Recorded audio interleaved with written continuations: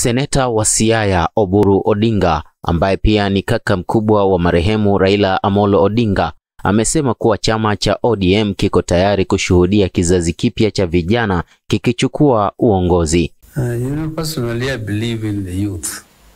I believe in the youth taking over, and that is why I'm called Gen Z. Youth leader. Yes, youth leader. Akizungumza kwenye mahojiano na NTV, Oburu alisema anaamini katika nguvu na uwezo wa vijana, akitaja kuwa yeye mwenyewe anaitwa Gen Z kwa kuunga mkono vijana kuongoza.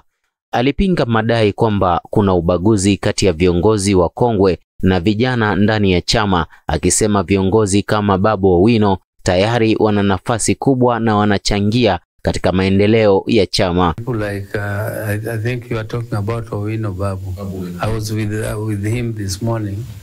We were discussing, and I don't see any reason why he should be isolated.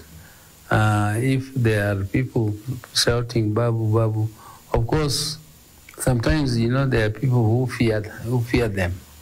Somebody, how could you? Babu wants to be governor of Nairobi. Why should he hire youths to shout Babu, Babu in Bondo? Are there voters there? Oburu alisisitiza kuwa tofauti za mawazo ndani ya ODM ni ishara ya demokrasia yenye afya, na chama kitaendelea kuwa jukwaa la vijana kuonyesha uwezo wao wa kuongoza. Nikiripotia Dabaso Sultan Media, mimi ni Kasim Hamisi.